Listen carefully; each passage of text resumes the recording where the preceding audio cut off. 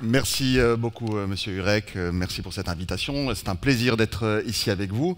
J'ai eu beaucoup de plaisir à écouter Monsieur Dur également, parce que je crois qu'il y a énormément de choses qui illustraient très bien le thème dont on parle ce soir, et notamment un point m'a particulièrement parlé, c'est que tout bouge extrêmement vite dans le secteur économique. Si vous êtes dans un secteur quel qu'il soit, sans l'imaginer, en quelques années, vous allez pouvoir être complètement débordé par votre droite ou votre gauche. Et accessoirement, pour bien pouvoir se développer, il faut une législation adaptée, ce qui n'est pas toujours le cas à Berne, loin s'en faut.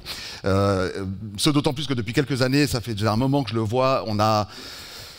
En tout cas, il y a 4-5 ans, ce n'est pas Xavier qui va me contredire, une forte méconnaissance et une faible sensibilité à Berne des enjeux du numérique. Il a fallu beaucoup expliquer, réexpliquer que le numérique, ce n'est pas juste l'iPhone que vous avez dans votre poche. C'est un petit peu plus, et je crois que la présentation de M. Dur illustrait parfaitement ce que ça peut être. Et donc, si vous êtes d'accord, je vais vous parler comme à des politiciens. C'est pas une insulte. Comme je le faisais, disons, pour dire, attention, il se passe quelque chose d'important. Il se passe une vraie révolution, c'est pas juste un gadget, et accessoirement, en changeant les lois, on peut aider un petit peu à ce que les entreprises s'adaptent plus facilement et qu'à la fin, le citoyen lui-même soit plus adapté, plus armé à répondre à ce défi numérique. Alors, le premier élément, et c'est vrai que M. Hurek faisait allusion à l'époque où j'étais reporter à la radio suisse romande, je me souviens qu'en 1999, j'étais dans la Silicon Valley, que Xavier connaît très bien, je te cite toutes les 2 minutes, d'accord? Et en 1999, dans la Silicon Valley, vous aviez... on est allé parce qu'on entendait parler de 2-3 petites choses qui évoluent assez vite. Visiblement, il se passait des choses un peu intéressantes et importantes. Mais en 99, en 2000, mettons, il y a 17 ans, dans la Silicon Valley, il y a 17 ans, donc hier, hein, Google était une sorte de petite entreprise dont personne ne comprenait le business model. On se disait, un moteur de recherche, bien, super, puis ensuite...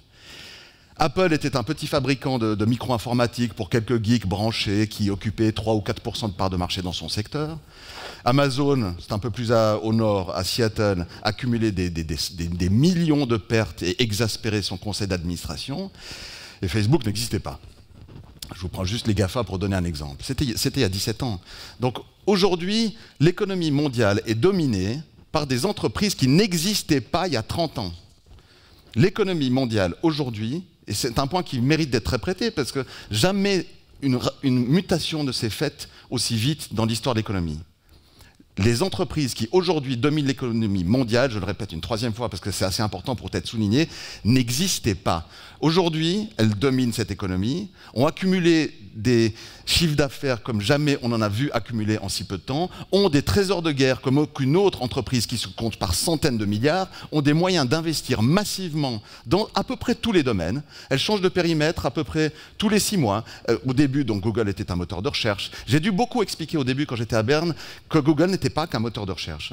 Et toutes ces entreprises dont je parlais ici sont devenues des conglomérats géants qui investissent dans à peu près tous les secteurs, dont notamment un secteur qui intéresse beaucoup la Californie, c'est celui de la santé et de la vie éternelle, en gros, pour faire court, où tous ces entrepreneurs sont en train d'investir énormément, mais des sommes qui se comptent par milliards à perte, les fameux paris de Facebook, et devant lesquels, autant vous dire que les entreprises ici ont autant bien se tenir, parce qu'elles n'ont pas les moyens d'investir autant et pas les possibilités de faire ces paris qui apportent des réponses qui sont des vraies réponses. Donc c'est des choses qui sont essentielles, mais factuelles, à rappeler à un politicien en disant nos Nestlé, nos Novartis et nos multinationales, je ne parle même pas des PME, ne sont pas installées pour toujours. Au contraire, il se peut qu'elles soient débordées tout d'un coup par des entreprises qui sont en train d'investir massivement. Mais ces points communs que vous voyez entre ces entreprises, je viens de les énumérer, je ne vais pas les relire. Leur principal point commun qui me pose problème, c'est le dernier. Aucune de ces entreprises qui ne dominent l'économie mondiale n'est européenne. Aucune. L'économie numérique qui a émergé, dont on pensait que ce n'était qu'une économie numérique, mais c'est en fait l'économie, tout simplement, est américaine et asiatique. Point final. L'Europe tente de se battre un petit peu, on ne parle même pas de la Suisse, mais on est en train de tenter de se faire une place qui est aujourd'hui monopolisée par l'Europe, par l'Asie et l'Amérique. Donc là, on ne peut pas accepter ça comme situation si on est un politicien. On doit se donner les moyens, adapter la loi. Ensuite, l'autre exemple que j'aimais bien prendre par rapport aux parlementaires, outre le fait qu'il y a une domination économique mondiale, c'est de dire qu'on parle de choses extrêmement concrètes. Je ne vais pas faire trop long parce qu'on a eu une illustration très intéressante dans le domaine de l'électricité, de l'énergie, où on ne se doutait pas, peut-être, il y a quelques années, que le numérique aurait un impact. Mais quand même, on parlait de l'AGFI, donc j'ai un grand défi que je dois reprendre maintenant. Le secteur des médias a été le premier touché il y a 20 ans, et il n'a toujours pas trouvé de réponse.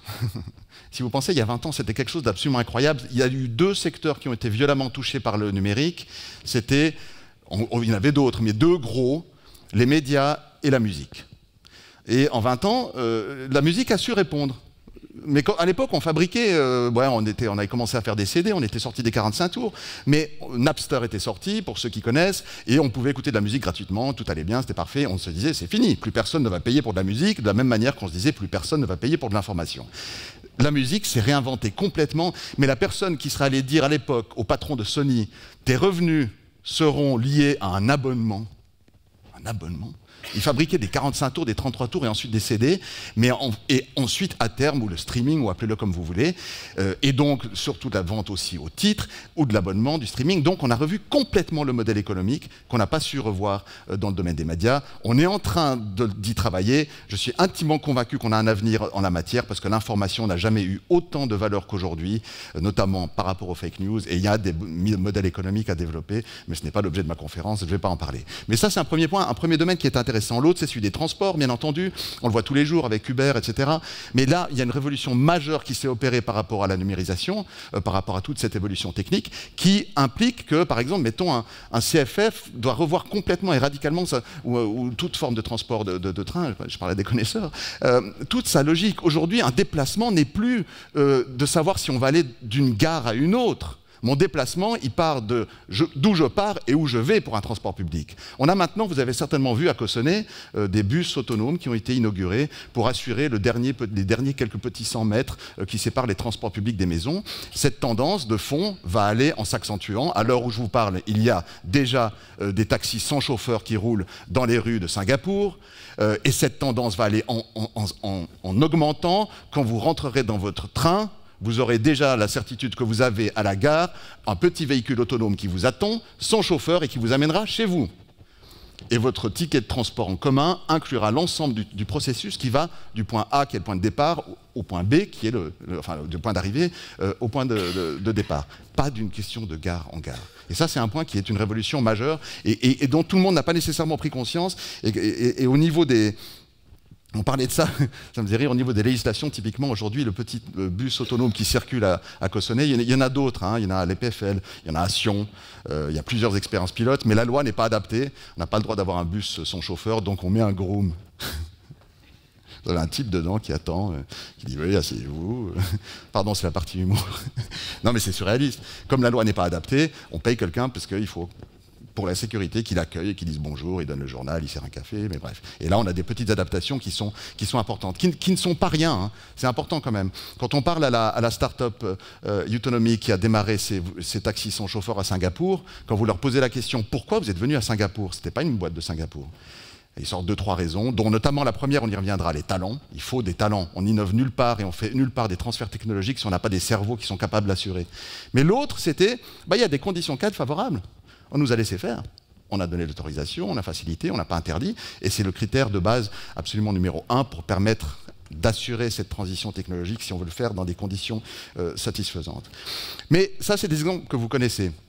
Il y a un exemple que je trouve beaucoup plus intéressant parce qu'il touche à une PME tout ce qu'il y a de plus classique. Une histoire que certains d'entre vous connaissent certainement, parce qu'elle est d'actualité, elle est vaudoise, elle n'est pas très loin d'ici. Ce sont les matelas le fabricant de matelas Elite, que dirige François Pouliès, que vous connaissez certainement. Les matelas Elite, ce sont des bons matelas de très bonne qualité. Donc vous me dites, on est à milieu de l'économie numérique, de la transformation digitale. Qu'est-ce que ça vient faire là-dedans? C'est une histoire assez simple, que je vais essayer de faire courte pour pas faire trop long. Comme ces matelas sont plutôt chers, François Pouliès s'est dit, pour les hôtels de type catégorie 3, 4 étoiles, qui n'ont peut-être pas les moyens d'acheter beaucoup de matelas chers, je vais proposer, parce qu'il venait de l'industrie automobile, il s'est dit, tiens, une formule de leasing. Je vais leur dire, écoutez, vous payez à la nuit. Vous prenez un matelas, vous ne le payez pas, vous payez à la nuit. Mais il s'est dit comment faire en sorte que on vérifie qu'il y ait une sorte de compteur que le matelas a été utilisé. Et il a développé avec une start-up dont j'ai oublié le nom et je m'en excuse, une entreprise de l'EPFL de la région ici, une puce qui permet de vérifier, de ressentir si le matelas a été utilisé et comment il a été utilisé. Bah oui. Et ça marchait très bien. Puis ensuite il s'est rendu compte, au-delà de la blague, parce que c'est pas qu'une blague, que en fait la détection par le capteur de la manière dont le matelas est utilisé permet d'identifier s'il y a un problème ou pas. Plus sérieusement donc, on peut, et il y travaille, en étendant la capacité de ce matelas connecté et de tissus intelligents, par exemple de draps connectés, avoir une information en temps réel, en permanence, de l'état de santé de la personne qui est en train de dormir. Alors maintenant, il y a un matelas anti-ronflement, ce n'est pas une blague, c'est un réel secteur sur lequel Elite est en train de se développer. Ils sont en train de négocier un accord, à l'heure où je vous parle, avec les hôpitaux de Paris, en disant, voilà, si on équipe les hôpitaux, ça permet la nuit, pas aux urgences, mais aux infirmières de garde, d'avoir un œil en permanence sur l'état de santé du malade qui est actuellement hospitalisé. Pas besoin d'appuyer sur la sonnette, on voit en permanence s'il a arrêté de respirer, s'il ne bouge pas, s'il y a le moindre souci, c'est une information qui est transmise. Donc ça, c'est des choses qui sont assez fascinantes. On part de l'industrie, et je ne sais pas, j'imagine que vous êtes tous plus ou moins dans une PME dont vous vous dites, ah tiens, la numérisation, ça ne me concerne pas. Eh bien si, ça concerne au premier chef toute forme d'entreprise aujourd'hui. Ça, c'est une certitude. Et puis l'exemple, je pense, d'un cas comme Elite est un exemple vraiment parlant, parce que si vous poussez encore un peu plus loin, ce n'est pas que les matelas qui sont équipés, c'est toute une maison. Et là, alors là, je cite une start-up dont je me souviens le nom, c'est Domo Safety, qui est également par ici, qui est une entreprise lausannoise qui propose d'équiper des maisons afin de, par les capteurs, déterminer en permanence si la personne qui y habite a un problème, si la nuit s'est bien passée, si à la salle de bain ça s'est bien passé, si en mangeant ça s'est bien passé, ce qui, vous l'aurez compris, permet parfaitement de garder à la maison des personnes âgées et de ne pas les mettre en EMS, de retarder aussi l'intervention d'infirmiers, d'avoir en permanence un œil et un regard et une oreille sur la possibilité pour une personne âgée de vivre seule, ce qu'elle souhaite dans la plupart des cas, d'avoir non seulement cette observation pour voir s'il y a un problème et si on intervient, mais d'avoir par les données qu'on collecte, une analyse en général de la manière dont cette personne se comporte et qui permet de prédire en disant depuis 2-3 jours, les déplacements sont plus lents entre tel endroit et tel endroit, le sommeil est moins bon, et d'alerter les proches, le fils, la fille ou que sais-je, ou l'infirmière ou le médecin bien entendu en premier, pour dire visiblement il faut peut-être faire un saut chez monsieur ou madame Intel parce qu'il y a des signaux qu'il faut intervenir. Donc vous voyez, on est vraiment dans une logique qui gagne tous les secteurs de la vie, de la voiture, au rire sur les matelas d'hôtel, à la santé de personnes, sans parler, bien entendu, je ne vais pas faire trop long là-dessus, sur toutes ces données qu'on collecte et qu'on est capable de collecter de plus en plus, notamment dans le domaine du génie génétique, du code génétique, et d'avoir des moyens de traiter des maladies qui ne sont pas traitées jusqu'à aujourd'hui, d'avoir une analyse de la manière dont tel ou tel gène réagit à tel ou tel traitement chez telle ou telle personne, de les comparer massivement, de les analyser et par les algorithmes de déterminer si de la manière la plus efficace de traiter tel ou tel mal, et ce qui permet de développer ce que vous connaissez sous le terme de médecine personnalisée. Voire même préventive. On peut anticiper des maux et qui permettent aujourd'hui d'imaginer d'ici quelques années qu'on n'entende pas plus parler, espérons-le, de maladies comme le cancer ou d'autres maladies de ce type et on y revient au thème du jour, la numérisation. Donc voilà, je ne vais pas trop m'étendre, mais c'est des points qui sont absolument essentiels et qui doivent être rappelés en permanence. C'est une réalité économique, des géants économiques sont en train de se battre pour occuper ce terrain, et tous ces exemples que je vous donne de la santé, c'est l'obsession de Google, c'est l'obsession d'Amazon, c'est l'obsession d'Apple d'arriver à occuper ce terrain, sans parler, on va en parler avec Sébastien Fanti tout à l'heure, du problème que cela pose en termes de protection des données, donc ça c'est un aspect législatif. Mais si vous résumez tout ça, vous avez besoin donc d'innover, ce qui est un peu comme la digitalisation devenue une tarte à la crème que tout le monde balance tout le temps, mais c'est quand même dans d'une pipe que comme ça qu'on arrive réellement à sortir ce nouveau type de produit. Alors là, rapidement, et je vais essayer de ne pas faire trop long, vous me faites signe, monsieur Scuderi, dès que je déborde, parce qu'on va aller vite sur la fin. Ensuite, je conclurai très rapidement. J'ai combien de temps encore? Non, allez, on fait vite. L'innovation, c'est un point important parce que c'est là que j'interviens auprès du Parlement en disant tout ce qu'on vient de se dire, il faut que nous, les parlementaires, on l'encourage. Puis on va me dire non, mais t'es un imbécile, regarde, on est les premiers de tous les classements. Regardez, on a chaque année ce classement. On est en tête de tous les classements internationaux. La Suisse est en tête, ça s'appelle le Global Innovation Index. Sauf un petit problème, ce classement n'intègre que des critères extrêmement généralistes, comme notamment les brevets. On est les champions du monde des brevets. On a des multinationales qui investissent massivement dans la recherche et développement. Ce sont des bonnes nouvelles, hein, ce que je dis là. Mais ça ne suffit pas. On a un système de formation et de recherche qui est excellent. On a des chercheurs excellents, une place scientifique excellente. Tout ça est très bien. Mais on n'a pas encore ce qu'il faut pour développer ce qu'on appelle réellement l'innovation que des entreprises américaines ou asiatiques arrivent à développer. Et ça, on le retrouve dans d'autres classements qui sont nettement moins médiatisés en Suisse, comme celui-ci du Startup Genome, le dernier de 2017. Quand vous regardez une région, est-elle capable de développer des startups? Pourquoi des startups? Parce que c'est dans ces petites entreprises, en général, que se développent les vraies innovations de rupture, parce que les entreprises existantes n'ont pas les moyens de passer 10 ans à faire des recherches sur des paris, sauf Google. C'est vrai que Google le fait, mais en général, ça se passe en dehors dans des startups. Et d'autre part, parce qu'ensuite, ce sont des projets qui sont la plupart du temps voués à l'échec hein, dans les startups. Donc, c'est des choses qui intéressent les entreprises établies une fois qu'elles sont réussies. Bref, parenthèse fermée. Les 20 sites et villes qui sont qualifiés comme les plus performants en termes d'écosystème, vous les avez ici. Il n'y a pas une ville suisse. Et dans les viennent ensuite, il n'y en a pas encore. Il y a des villes scandinaves qui apparaissent ensuite, ou d'autres, mais on n'est pas encore sur la carte. Pour diverses raisons sur lesquelles je vais revenir. Vous voyez juste un truc intéressant, ce que je disais tout à l'heure sur Singapour. Singapour est passé cette année dans la catégorie, c'est écrit tout petit, un peu pénible à lire, dans la catégorie talent, qui est la 4e ligne. Singapour est passé numéro 1. Ça, c'est très inquiétant, mesdames et messieurs, parce que c'est le nerf de la guerre, le cœur, c'est les cerveaux.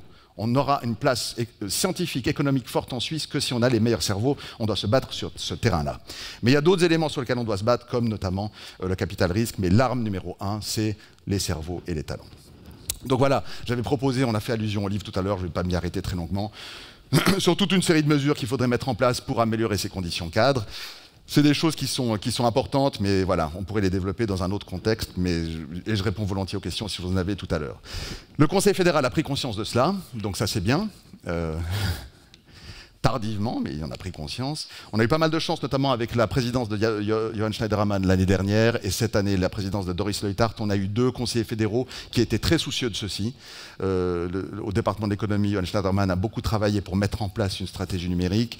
Doris Leuthard, cette année, comme présidente, a repris le lead en voulant vraiment marquer sa présidence comme celle du numérique. Qu'est-ce que ça veut dire, une stratégie numérique? Ça veut dire que les 7 départements communiquent. Non, mais je rigole pas parce que c'est indispensable. C'est impossible, mais indispensable. Et c'est un groupe dans lequel on a mis les 7 départements plus la chancellerie. On leur disait maintenant, les gars, vous allez partager vos données. Hein, vous allez partager les informations, parce que quand je parlais de la santé tout à l'heure, ça concerne les données pour notamment le département de la justice et police, Mme Soumaruga, ça concerne la santé pour M. Alain Berset, ça concerne la recherche pour M. Schneiderman, ça concerne les flux de transmission de ces données pour Mme Leuthard, ça concerne tous les... Vous prenez chaque sujet, ça concerne les 7 départements. Mais aujourd'hui, il n'y a rien de plus hermétique qu'un mur entre 2 départements. Il y a une peine énorme à communiquer. Alors, il y a plein de qualités, le système suisse, hein, je ne critique pas, mais d'avoir mis autour de la table ces stratégies en listant les mesures à prendre et comment tout le monde devait collaborer, ça a l'air de rien, c'est très important. Alors bon, il y a diverses mesures, et je passerai rapidement là-dessus, notamment pour soutenir les startups ou dans un rapport récent du Conseil fédéral. Ça, je vous donne juste un exemple pour montrer, au-delà de la grande théorie de ce que j'ai fait tout à l'heure, il y a des mesures très concrètes qui peuvent être prises, notamment autour de la fiscalité. Ça, c'est le libéral en moi qui réagit, mais là, il y a une petite réflexion dans ce rapport que faisait le Conseil fédéral sur comment soutenir les startups. Il dit, par exemple, en termes de fiscalité, on pourrait revoir l'impôt sur le capital qui, en gros, ne sert à rien et détruit la productivité et on devrait le supprimer. Ils disent on va l'étudier, donc je vais déposer un postulat dans la prochaine session en disant ah tiens, puisque vous l'avez proposé, je vais le proposer. Et ici une autre où on parle de l'impôt sur la fortune, mais vous voyez, on part d'échelles qui sont de grandes considérations générales pour ensuite voir comment on peut les appliquer pour arriver ici à des petites choses extrêmement ennuyeuses à la page 49 du rapport de 123 pages où on a une petite indication qu'il y a peut-être une porte ouverte par le Conseil fédéral dans laquelle il faudrait rentrer. Donc tout ce travail de voir quels sont les enjeux, de comment se battre pour, de les faire remonter à la population, de sensibiliser la population, de sensibiliser la classe politique, c'est le boulot qu'on se donne dans cette association qu'on a créée qui s'appelle Digital Switzerland, à laquelle laquelle faisait référence M. Hurek, c'est essentiel parce qu'on a vraiment besoin de faire remonter ces informations à tous les niveaux et de les partager. Je vous les présente brièvement parce que c'est un enjeu important. C'est une association qui a été créée, vous le voyez, avec passablement de grandes entreprises suisses qui sont, à la base, c'était créé à Zurich, ça a été étendu maintenant en Suisse romande. On a en gros les principaux acteurs de l'économie suisse qui se sont mis ensemble, et ça, c'est salvateur, comme le Conseil fédéral, pour dire nous allons nous battre tous ensemble, partager nos informations et nos besoins pour que la Suisse devienne un endroit dans lequel il y a une vraie mobilisation pour le numérique. Et quand je dis pour le numérique, ça veut dire pour faire de la Suisse un endroit où il y a des talents. Par exemple, on se bat beaucoup maintenant pour qu'il y ait une nouvelle augmentation des budgets de la recherche, parce qu'on avait fait des budgets qui ne tenaient pas compte de la révolution numérique. On a un truc un peu bizarre en Suisse, c'est qu'on fait des budgets de la recherche pour 4 ans. Or, en 4 ans, le monde a complètement changé. Donc là, on est en train de se dire peut-être qu'on n'était pas dans les bons. Donc voilà, ça c'est pour vous donner une illustration. Moi, je suis heureux que ces acteurs collaborent avec des hautes écoles. Il y a les EPF, et on se voit régulièrement. C'est pas juste une association pour rire, et on fait du travail très concret. Ça, c'est le comité dans lequel Marc Valder, notamment de Ringier, est extrêmement actif, et je le remercie. On a des opérations, je vous les présente rapidement, qui se passent. Alors, sur l'axe politique, c'est le premier, avec un manifeste qu'on a présenté. Au niveau de l'éducation, on a mis en place une plateforme d'éducation pour aiguiller précisément dans ce domaine. On a tout un processus d'accélérateur à start-up dont la première édition a été mise en place à Zurich l'année dernière et qui sera cette année à Zurich et également à Bâle, à Lausanne et au Tessin, donc ça s'élargit. On crée des groupes de travail thématiques sur tous les thèmes où en disant tiens, dans tel et tel domaine, en quoi la numérisation va-t-elle changer ce domaine et en quoi la législation peut-elle l'encourager. Et on a également, bien entendu, tout le travail de communication politique. Je vous épargne les détails, ça c'est l'accélérateur à Zurich. Il y a des sommets aussi d'investisseurs qui se mettent sur place. Et ces fameux challenges qui sont des groupes de travail qui sont pour moi des choses extrêmement importantes. Parce que la logique, vous voyez ici tous les thèmes. Plusieurs thèmes ont été lancés. Mobilité, santé, immobilier, blockchain, cybersécurité, etc., etc. On a dans chacun de ces thèmes, et il y en a 2 qui sont pilotés ici en Suisse romande, les 2 derniers que vous voyez sur la santé personnalisée et l'éducation digitale. L'éducation digitale, les MOOCs, les fameux enseignements à distance également que l'EPFL a mis en place, et dont précisément un accélérateur est inauguré à quelques mètres d'ici, à l'heure où je vous parle actuellement. Donc ça, d'avoir cette vue d'ensemble, avec ces tables de spécialistes qui comportent en général des chercheurs universitaires, les meilleurs, par exemple typiquement la santé personnalisée, le groupe qu'on a mis en place est piloté par le professeur Didier Troneau, qui enseigne ici, qui est une sommité en la matière. Il est entouré d'autres spécialistes de l'Université de Genève, des éthiciens, des investisseurs en capital risque, des juristes, des politiciens. C'est peut-être pas les plus utiles, mais on a donc un tour de table fait de gens qui sont de tous ces secteurs et qui peuvent dire, voilà, si on veut répondre, quelle est la menace pour la santé personnalisée, quelle est l'opportunité, parce qu'on a trop tendance à voir les menaces quand on parle de digitalisation, et quels sont les moyens d'y répondre pour la Suisse. Ça fait partie des objectifs qu'on a mis sur pied. Donc voilà, avec cette petite synthèse graphique, et je vais conclure là-dessus, cette petite synthèse graphique de ce qu'il faut si on veut vraiment arriver à ce qu'on appelle une Suisse digitale. Et je pense que ce sont que des couches absolument essentielles. La première couche de base, c'est les infrastructures, c'est absolument évident, il faut de la solidité à ce niveau. La formation est absolument indispensable, c'est le nerf de la guerre, et quand je dois me battre à Berne pour les budgets de la formation, j'ai toujours envie un petit peu de désespérer, parce que c'est absolument le cœur et le nerf de la guerre. La recherche, qui mène ensuite, quand on continue vers l'innovation, ce qu'on appelle l'innovation, c'est le fameux transfert de technologie, où quand cette innovation, cette recherche de base devient applicable et devient donc commercialisable et donc peut exister durablement, et ensuite passe au monde des affaires qui ensuite génère, et c'est tout notre souhait, des emplois et de la prospérité. Donc voilà pour ces enjeux. J'espère n'avoir pas été trop long, mais le but était vraiment de pouvoir insister sur cette absolue nécessité de prendre conscience des enjeux qu'il y a pour vous tous, nous, moi, en termes de perspectives personnelles et de vie et de confort de vie, en termes de santé, de mobilité, qui sont que des atouts, en termes de PME, d'entreprise, de se dire attention, demain matin, je peux disparaître, quelle que soit la taille de mon entreprise, parce que je n'avais pas vu venir une entreprise qui innove radicalement et qui apporte une solution radicalement différente et plus intelligente que la mienne. Donc il y a une nécessité pour toute entreprise de maintenir cette recherche. Et je rappelle pour les PME qu'il y a des programmes en Suisse qui s'appellent CTI, qui permettent, avec un financement de la Confédération, d'avoir des projets de recherche qui sont extrêmement performants. Donc il faut solliciter, quand vous êtes dans une PME, les hautes écoles comme celles où nous sommes ici. C'est absolument indispensable.